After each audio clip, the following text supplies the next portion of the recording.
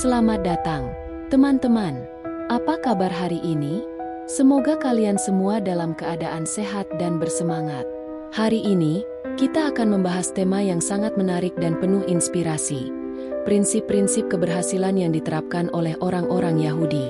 Banyak dari kita mungkin memiliki persepsi yang berbeda tentang komunitas ini.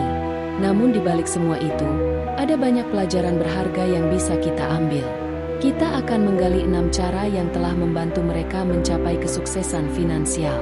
Mari kita simak bersama-sama dan ambil hikmah yang bisa diterapkan dalam kehidupan kita sehari-hari.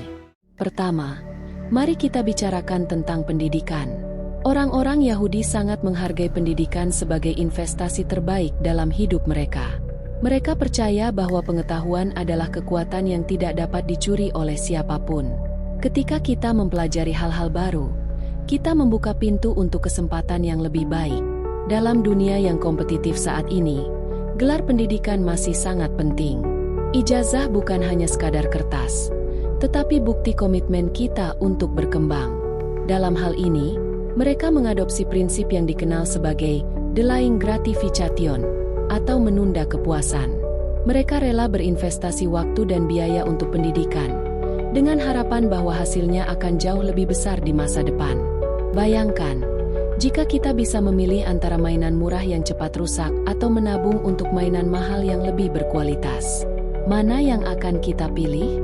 Dengan kesabaran dan ketekunan, kita bisa mendapatkan hasil yang jauh lebih memuaskan.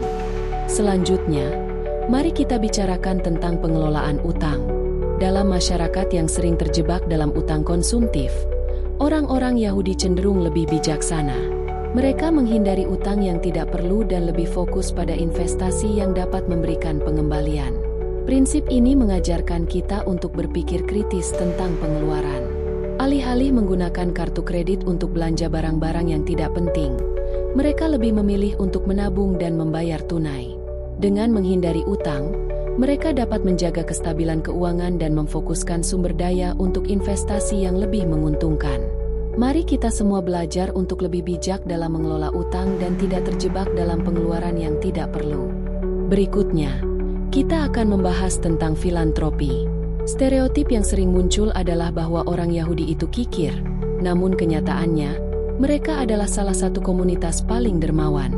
Mereka percaya bahwa dengan memberi, mereka akan menerima lebih banyak. Ketika kita berbagi dengan orang lain, kita bukan hanya membantu mereka, tetapi juga memperkuat jaringan sosial kita. Contohnya, ketika sekelompok dokter Yahudi menghadapi diskriminasi di rumah sakit, mereka tidak menyerah. Sebaliknya, mereka membangun rumah sakit sendiri, di mana siapapun bisa mendapatkan perawatan tanpa memandang ras. Ini menunjukkan kepada kita bahwa memberi tidak hanya membantu orang lain, tetapi juga memberi kita kekuatan dan kontrol atas situasi yang kita hadapi. Jadi, mari kita mulai memberi lebih banyak dalam hidup kita. Selanjutnya, mari kita bicarakan tentang keberanian. Bukan keberanian dalam arti fisik, tetapi keberanian untuk menuntut hak kita, untuk melawan ketidakadilan, dan untuk berjuang demi apa yang kita yakini. Keberanian ini adalah kunci untuk meraih kesuksesan. Orang-orang Yahudi tidak takut untuk mendobrak tradisi yang menghalangi mereka. Mereka percaya bahwa ketegasan dan kemampuan untuk mengekspresikan pendapat sangat penting dalam dunia yang kompetitif ini. Ketika kita berani berbicara dan mengungkapkan ide-ide kita, kita memberi diri kita peluang untuk maju. Jadi, mari kita latih keberanian kita. Jangan ragu untuk berbicara dan berjuang untuk apa yang kita inginkan. Berikutnya, mari kita lihat tentang keseimbangan antara berhemat dan menikmati hidup. Hemat bukan berarti pelit. Ini tentang bagaimana kita mengelola pengeluaran kita dengan bijak.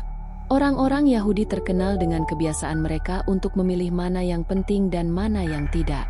Mereka menikmati hidup, tetapi dengan cara yang bijaksana. Misalnya, saat makan di restoran, mereka mungkin akan memilih tempat yang menawarkan isi ulang minuman gratis.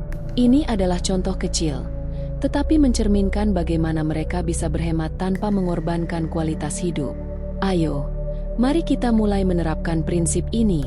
Belajar untuk menghemat tanpa mengurangi kualitas hidup kita bisa membuat perbedaan besar dalam keuangan kita. Jadi, teman-teman, kita sudah membahas 6 cara orang-orang Yahudi meraih kesuksesan finansial. Dari pentingnya pendidikan, pengelolaan utang yang bijak, memberi dengan tulus, hingga keberanian dalam bertindak, semuanya memiliki satu tujuan, membangun masa depan yang lebih baik. Saya ingin mengajak kalian semua untuk merenungkan pelajaran ini dan mulai menerapkannya dalam kehidupan sehari-hari. Mari kita saling mendukung dalam perjalanan kita menuju kesuksesan. Jika kalian menikmati video ini, jangan lupa untuk like, subscribe, dan bagikan kepada teman-teman kalian.